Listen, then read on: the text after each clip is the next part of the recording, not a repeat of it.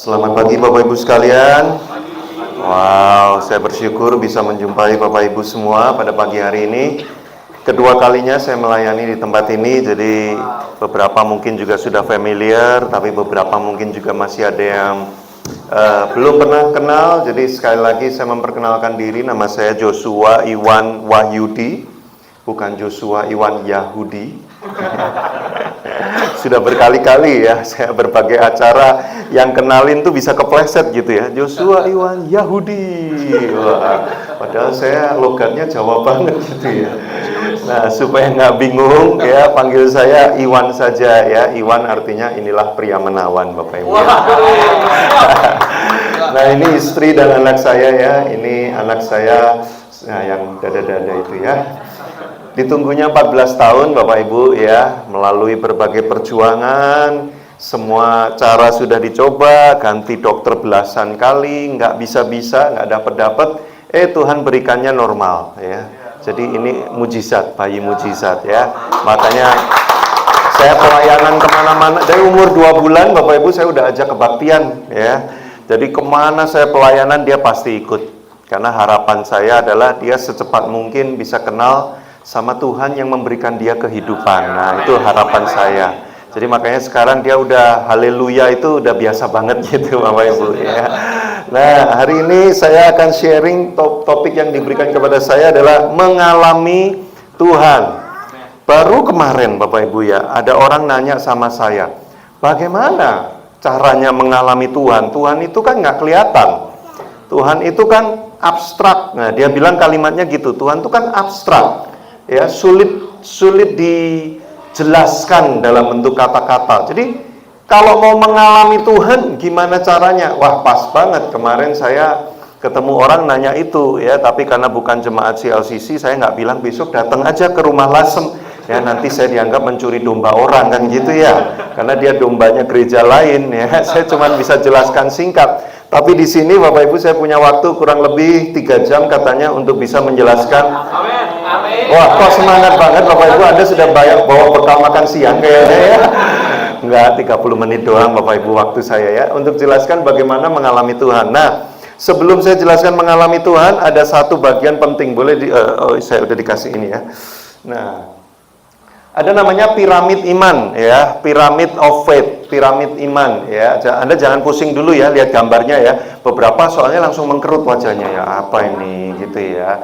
Nah, Bapak Ibu, saya jelaskan simpel sekali ya. Rata-rata kita itu memiliki iman kepada Tuhan itu karena 4 hal biasanya ya. Umumnya orang itu bisa punya iman kepada Tuhan itu karena 4 hal. Nah, yang pertama adalah karena tradisi ya. Banyak orang diajak ke gereja ya, menyembah yang namanya Tuhan Yesus. Karena apa? Karena tradisi memang dari keluarganya udah begitu turun-temurun. Ya, kayak ini anak saya ya dari kecil udah diajak ke gereja. Nah, tapi saya berdoa jangan sampai iman dia itu hanya karena tradisi. Memang ada orang itu apa ya, tanda kutip mengikut Tuhan karena tradisi ya, turun-temurun. Memang udah kayak gitu. Ya, makanya kalau Anda ditanya tadi kan sebelum dengar khotbah nyanyi ya Bapak Ibu ya.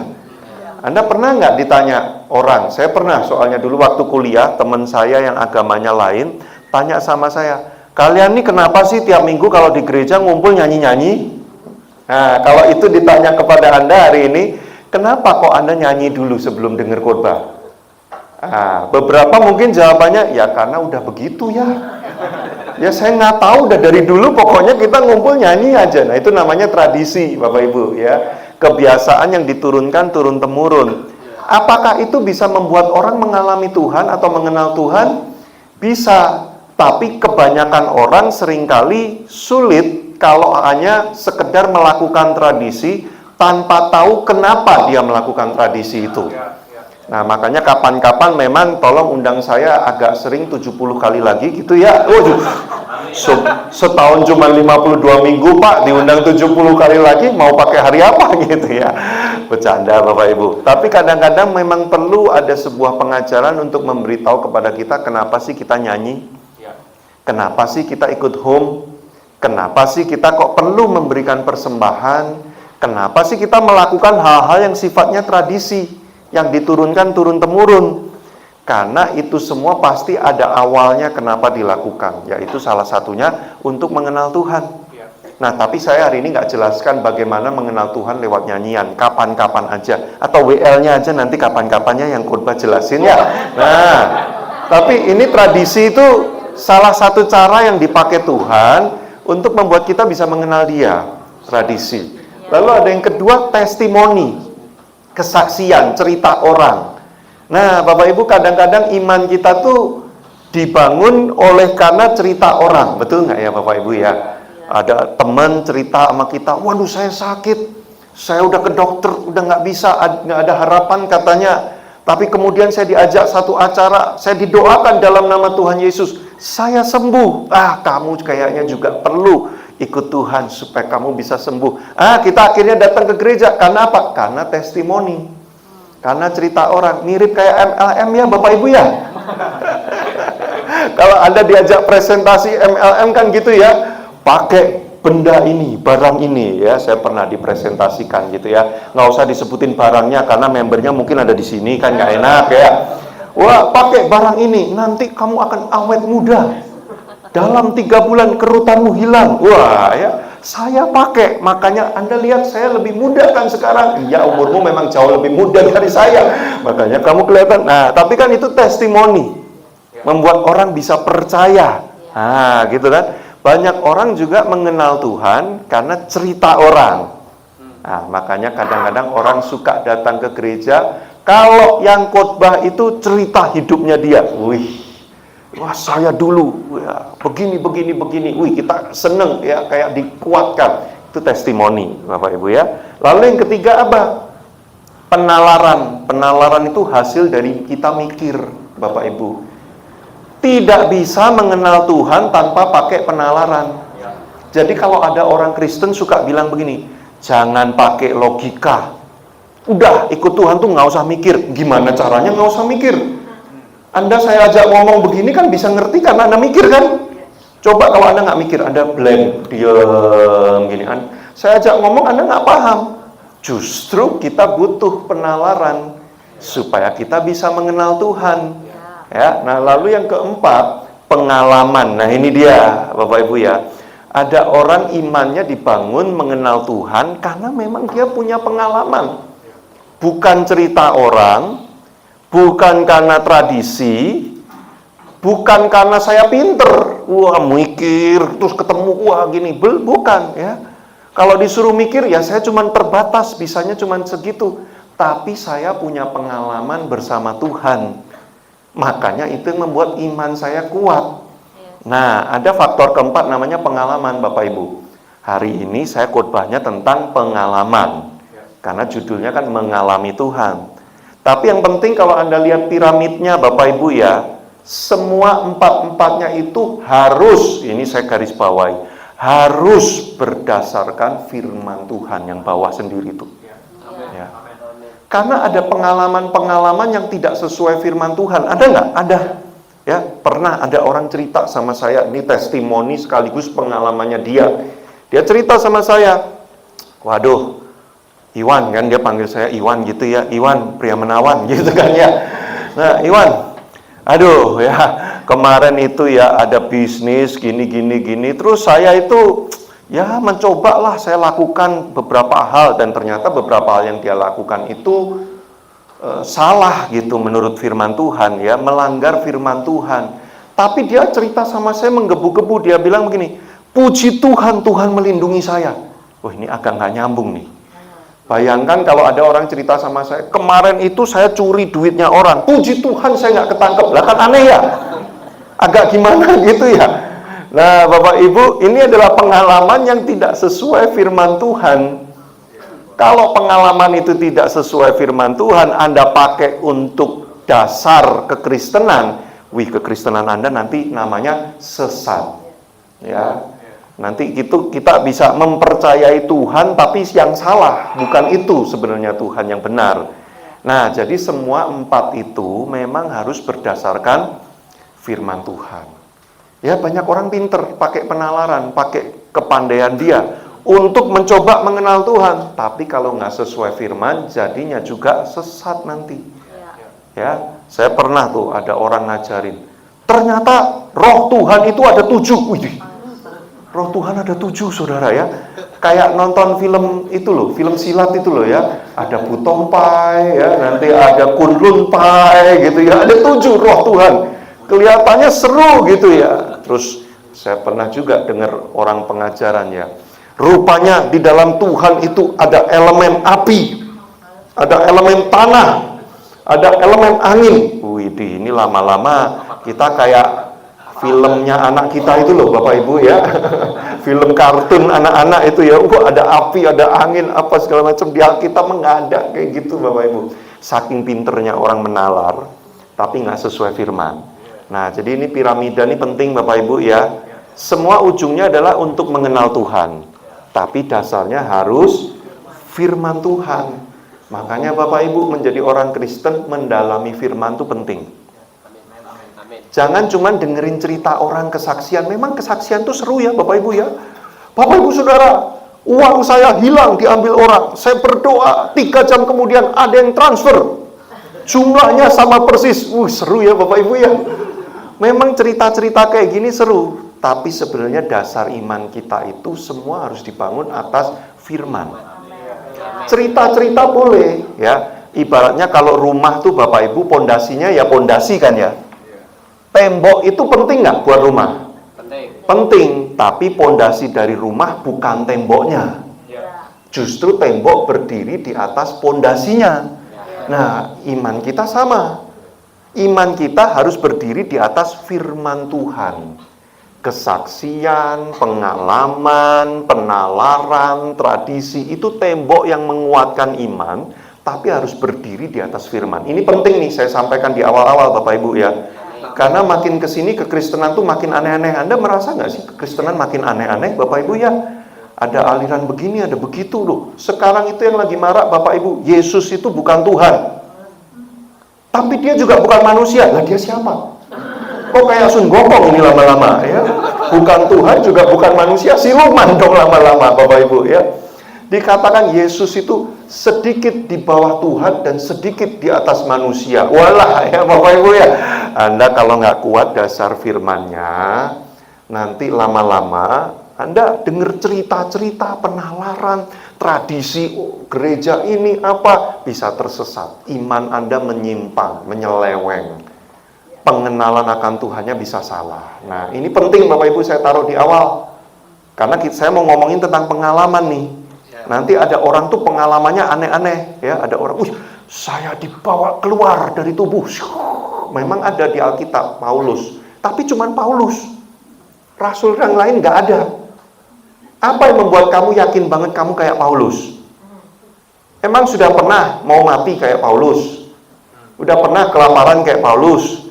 Udah pernah telanjang kayak Paulus? Udah pernah dilempari batu kayak Paulus? Orang Kristen suka nyama-nyamain kayak Paulus. Ya, begitu hebat kerohaniannya. Saya dibawa keluar, lalu berkelana melihat seluruh dunia. Apa yang dilihat? Ada tembok besar Cina. Oh, itu kamu holiday secara roh ya? Jalan-jalan rohani itu kayak gitu ya maksudnya ya.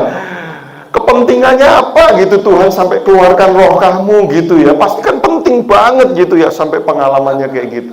Tapi orang Kristen kan sukanya yang kayak gitu ya Bapak Ibu ya. Maaf ini bukan nyindir. Ada lagi aliran khotbah dalam bahasa roh. Coba kalau sekarang nih saya nih ya, saya khotbah pakai bahasa roh. Haba misalkan gitu. Terus ada yang nerjemahin di sebelahnya. Tuhan berkata, hubah. Persembahkan seluruh uangmu untuk gereja ini. Gimana verifikasinya? Ayo Bapak Ibu ya.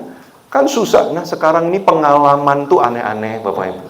Pengalaman rohani itu aneh-aneh. Kalau dasar firmannya nggak kuat, nah itu yang kayak gitu tuh dasar firmannya ada loh. Paulus bilang begini ya, bahasa roh itu untuk menguatkan diri sendiri, ya, untuk membuat kita tuh menguatkan diri sendiri. Kalau untuk menguatkan orang lain, nubuat itu lebih bagus daripada bahasa roh. Kenapa? Karena nubuat disampaikannya pakai bahasa manusia. Nah kalau saya khotbah pakai bahasa roh sama khotbah pakai bahasa Indonesia kan lebih enak bahasa Indonesia ya. Apalagi nggak ada yang bisa nerjemahin di sini bahasa roh. Jangan pakai bahasa roh. Nah, itu ada dasar Alkitabnya. Makanya nih saya ngabisin separuh khotbah saya cuma buat ini loh Bapak Ibu ya. Tuh kan udah 15 menit aja ya. Karena ini dasar ini penting. Orang Kristen suka pengalaman-pengalaman yang seru-seru, tapi nggak ada dasar Alkitabnya. Nah, sekarang saya baru mulai khotbah nih setelah tinggal 15 menit nih ya. Saya baru mulai khotbah. Boleh ya? Oh ini ya. Bagaimana, apa yang bisa membuat kita mengalami Tuhan? Kan Tuhan abstrak, Tuhan nggak kelihatan. Gimana cara saya bisa mengalami Tuhan? Satu ayatnya. Saya ayatnya nggak banyak, Bapak Ibu cuma 2. Ya, enak kan kalau saya khotbah ayat nggak banyak kan? Makanya 70 kali lagi Bapak Ibu ya. Ibrani 11 ayat 6. Yang amin situ, tanya Ko Andi dulu kali ya. Tetapi tanpa iman, saya kasih warna biru penting. Kenapa? Tanpa iman tidak mungkin orang berkenan kepada Allah. Satu. Sebab barang siapa yang mau berpaling kepada Allah, dia harus percaya dulu bahwa Allah itu ada. Jadi gimana kalau mau mengalami Tuhan? Satu, Anda harus percaya bahwa Tuhan itu ada walaupun tidak kelihatan. Loh, gimana saya mau mengalami gini? Kamu udah pernah kebaktian di rumah Lasem belum? Pengalaman kebaktian di rumah Lasem itu unik, berbeda ya, karena ini gerejanya nggak kayak gereja gedung. Tadi saya ngomong sama Pak Surya, enak ya di sini ya, suasananya itu unik gitu ya. Tapi kalau orang itu nggak percaya, rumah Lasem tidak ada di dunia ini yang namanya rumah Lasem. Ada Jalan Sersan Bajuri, nggak ada namanya Jalan Sersan Bajuri. Kamu ini orang Bandung atau orang mana sih? Saya orang Bandung, tapi saya belum pernah menemukan Jalan Sersan Bajuri. Nggak ada itu. Loh bro, ini yang kebaktian di situ udah berapa puluh orang, berapa ratus orang. Nggak ada. Kamu jangan mengada-ngada. Gimana dia mau diajak ke rumah Lasem? Dia percaya bahwa ada tempat namanya Jalan Sersan Bajuri aja kagak percaya. Saudara nangkep maksud saya? Gimana orang mau mengalami Tuhan kalau dia nggak percaya bahwa Tuhan itu ada? Ya Pak, bedanya Sersan Bajuri beneran ada Pak jalannya, saya bisa datang ke sana. Tapi kalau Tuhan kan nggak ada. Makanya tanpa iman sulit orang untuk mengalami Tuhan. Jadi syarat pertama untuk orang mengalami Tuhan memang kamu harus punya iman. Alah Pak, kok ngomongin iman? Nggak bisa namanya hidup itu pakai iman. Loh, Anda tuh sadar nggak sih Anda setiap hari hidup pakai iman? Saya tanya, Anda waktu duduk di kursi tadi, Anda ngecek kursinya nggak? Anda gini nggak? Oh kuat ini. Ya coba saya lihat. Wah iya ini ada skrupnya ya. Enggak kan? Anda nggak gitu kan? Anda duduk pakai iman kan? Percaya bahwa kursi yang disediakan ini pasti bisa menopang Anda tanpa Anda perlu mikir, ngecek, lakukan apapun. Anda duduk aja. Besar sekali iman Anda terhadap kursi ini. Kok yakin bisa nopang Anda? Loh, setiap hari Anda lakukan ini kan dalam segala hal. Hidup Anda tuh hidup oleh iman. Cuman bedanya iman sama kursi, iman sama air yang Anda minum. Orang bilang itu tidak, itu murni. Emang pernah pakai mikroskop? Ngecek dalamnya beneran? Kan Anda iman aja sama iklannya kan? Sama produsennya kan? Nah masa iman sama Tuhan juga nggak bisa? Ini setiap hari kita lakukan. Udah, waktu tinggal dikit. Jalan, lanjut. Tapi Anda nangkep ya maksudnya ya? Satu, Anda harus percaya dulu, walaupun itu tidak kelihatan. Ya. Kedua, nah ayatnya masih sama. Sebab barang siapa berpaling, kalau dalam kata aslinya itu adalah menuju kepada. Memang ini terjemahannya itu kurang tepat, karena kalau berpaling itu kan gini ya Bapak Ibu. Posisi saya tetap di sini, tapi saya berpaling. Ini tindakan aktif yang pasif. Nah, beberapa langsung pusing. Ya udahlah, nggak usah pakai kata kalimat itu ya. Anggap aja gini, saya nggak bergerak kemana-mana, cuman kepala saya yang berpaling, tapi sayanya tetap di sini. Sebenarnya terjemahan kata aslinya bukan itu. Yang benar terjemahan kata aslinya tuh gini, berjalan menuju kepada. Jadi saya tinggalin tempat, aktif yang aktif. bukan aktif yang pasif. Ya, nangkep maksud saya ya. Nah, jadi syarat kedua kalau Anda mengalami Tuhan, memang Anda harus melakukan sebuah usaha aktif untuk menemukan Tuhan. Nggak bisa cuman berpaling lihat doang. Oh iya, saya percaya Tuhan ada. Kurang. Anda harus melakukan sesuatu. Nah, datang kebaktian adalah salah satu tindakannya. Makanya walaupun rumah lasemnya nggak akan pindah kemana-mana, Anda tetap tiap hari Minggu harus berusaha datang kebaktian, Bapak Ibu. Jangan bilang gini, kan minggu depan masih ada kan ya? Ya saya datang minggu depan aja. Kan rumah lasemnya masih di situ kan? Masih ada waktu lah. Berarti Anda kurang aktif untuk mendekat menuju kepada Tuhan. Gimana mau punya pengalaman sama Tuhan? Loh Bapak Ibu, kalau saya mau punya pengalaman bersama Pak Surya, saya kan nggak bisa bilang gini, tenang Pak Surya masih hidup. Ya. Tahun depan juga masih datang, saya masih ke Bandung lagi, masih bisa ketemu. Makin saya kayak gitu, pengalaman saya makin dikit sama Tuhan. Sama Pak Surya. Jadi yang saya perlu lakukan apa? Sebisa mungkin saya harus menuju ke arah Pak Surya sesering mungkin. Melakukan usaha, ngajak makan bareng, telepon, ngobrol, main catur bareng, ya mau apapun. Makin sering dilakukan usaha menuju ke arah Tuhan ini, potensi saya untuk punya pengalaman tuh makin banyak. Dan pengalamannya makin kaya, nggak cuman itu-itu. Pengalaman ketawa bareng, pengalaman dikejar orang gila bareng, pengalaman kehabisan bensin bareng bersama Pak Surya. Wah, pengalaman saya banyak sama Pak Surya. Makanya begitu orang nanya sama saya, Pak Surya itu seperti apa? Wah, susah dijelaskan. Terlalu banyak yang harus dijelaskan. Lah, orang kalau punya pengalaman bersama Tuhan banyak. Tuhan itu seperti apa? Makanya dikatakan tak terjelaskan. Dia begitu indah, sulit diungkap dengan kata-kata. Lah kan itu yang Yohanes bilang, kalau saya harus menulis semuanya tentang Kristus, tidak cukup laut menjadi tintanya. Dia bilang gitu. Terlalu banyak. Karena dia pengalaman bersama Tuhan Yesus tuh intens sekali. Nah, Anda nangkep ya? Poin kedua, poin satu, Anda harus percaya punya iman. Kedua, ada usaha aktif menuju ke arah Tuhan terus-menerus. Tiga, sekarang cepet ya, terakhir. Percayalah kepada Tuhan dengan segenap hatimu dan jangan bersandar kepada pengertianmu sendiri. Akuilah Dia dalam segala lakumu, maka Ia akan meluruskan jalanmu. Kata asli dari akui di sini, itu arti sebenarnya adalah begini. Terlibat bersama-sama. Libatkan Tuhan. Artinya apa Bapak Ibu? Setiap saat Anda itu harus melibatkan Tuhan walaupun Dia tidak nampak. Ini saya setiap hari gini Bapak Ibu. Setiap kerja gitu ya, Tuhan tolong saya ini gimana ya? Cara beresinnya gimana ya? Saya komunikasi, saya melibatkan Tuhan terus. Setiap kali saya mau memutuskan sesuatu untuk hidup saya berdoa dulu, Tuhan, menurut kamu gimana? Enaknya gimana? Terus saya lakukan seperti ini sampai satu titik nanti Anda akan mulai bisa berkomunikasi dengan Tuhan. Jangan kaget, suatu saat nanti hatimu itu akan ada suara dari Tuhan. Coba gini, coba gitu. Ya. Tapi bukan kayak GPS, belok kiri 100 meter lagi, bukan yang kayak gitu. Kadang-kadang berupa intuisi, kadang-kadang berupa dorongan, tapi kadang-kadang cuma berupa satu kata atau satu kalimat. Nah, tapi Anda harus memulai dulu komunikasinya.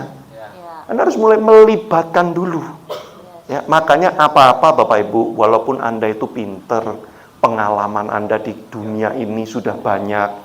Anda mungkin ngerintis bisnis ini sejak ceprek lahir, Anda udah ngerintis bisnis ini, ya, saking hebatnya Anda. Tetap Anda harus libatkan Tuhan. Dalam pernikahan, nih Bapak Ibu saya lihat wajahnya ini kan kenyang sekali dengan pernikahan, nih wajah-wajahnya ya, sampai rasanya kekenyangan gitu ya. Dalam pernikahan kalau nggak melibatkan Tuhan berat Bapak Ibu.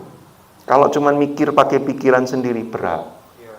Makanya ketika konflik dengan pasangan, ketika terjadi masalah, akuilah, artinya apa? Libatkan Tuhan ini gimana ya? Kok dia jawabnya kayak gitu ya? Itu bikin saya kesel. Tuhan, aku harus bagaimana? Nanti hikmat Tuhan akan turun. Nah, 3 langkah Bapak Ibu. Percaya, punya iman. Kemudian yang kedua adalah Anda melakukan usaha aktif, mencari Tuhan. 3, libatkan, nanti pengalamannya muncul. Pengalaman itu tidak bisa gini. Kira-kira nanti pengalamannya kayak apa ya? Nggak bisa. Pengalaman itu kita baru benar-benar tahu pada waktu kapan? Ya waktu dialami. Waktu pengalamannya muncul, baru kita, oh lah ini. Jadi nggak bisa dikira-kira, oh kalau aku berdoa, nanti akan terjadi gini. Nggak bisa. Waktu kita berdoa, kita melibatkan Tuhan. Tapi seperti apa nanti pengalamannya? Tiap orang akan beda-beda. Makanya kesaksian satu orang belum tentu terjadi di hidupnya orang lain. Karena pengalaman orang itu beda-beda banget. Nah, makin ini berulang berkali-kali, pengalaman Anda bersama Tuhan makin banyak. Maka waktu Anda ditanya, bagaimana sih mengalami Tuhan? Anda tahu maksudnya. Karena Anda sudah punya pengalamannya.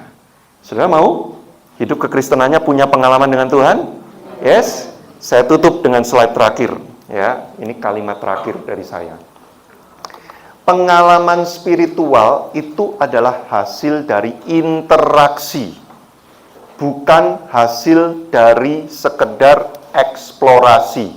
Bedanya apa, Bapak Ibu? Kalau Anda baru beli handphone baru, terus Anda otak-atik, wah bisa begini ya ternyata ya, wah bisa begini ya, itu namanya eksplorasi. Anda mencoba mendalami. Ada pengalamannya enggak? Ada, tapi terbatas. Tapi kalau interaksi itu tidak bisa terjadi dengan benda mati.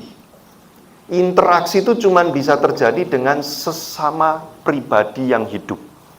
Saya dengan Pak Surya, itu namanya interaksi. Saya ngobrol, itu interaksi. Nah, dengan Tuhan, eksplorasi saja tidak cukup. Harus interaksi. Kenapa ini kalimat penting, Bapak Ibu? Gini, banyak orang belajar Alkitab, sekolah Alkitab, ngerti ayat, tapi kok hidupnya nggak serupa Kristus. Karena dia cuman eksplorasi. Apakah dia tahu tentang Tuhan setelah belajar Alkitab begitu banyak? Dia tahu tentang Tuhan, tapi dia tidak punya pengalaman dengan Tuhan. Eksplorasi cuma membuat Anda tahu, tapi interaksi membuat Anda punya pengalaman dan mengenal. Bapak Ibu dengar khotbah, Anda makin tahu. Karena terjadi eksplorasi waktu pengkhotbah menyiapkan khotbahnya. Tapi yang membuat Anda punya pengalaman dengan Tuhan adalah pulang dari sini, punya iman, percaya, lakukan tindakan aktif. Lalu libatkan Tuhan, praktekkan firman yang Anda dengar. Disitulah pengalaman muncul. Sehingga Anda bisa bilang gini, yang ditulis Alkitab benar. Karena saya sudah mengalami. Tapi kalau orang yang sekolah Alkitab sampai rambutnya habis kayak saya begini, Bapak Ibu ya, dia cuma bisa bilang gini, Alkitab benar menurut analisa saya. Karena saya eksplorasi. Pernah punya pengalaman tentang itu? Belum. Cuman mendalami aja. Nah, jangan jadi orang Kristen kayak gitu. Jadilah orang Kristen yang kalau ditanya, kenapa kamu percaya Alkitab? Karena saya praktekkan dan benar. Saya punya pengalamannya. Itulah mengalami Tuhan.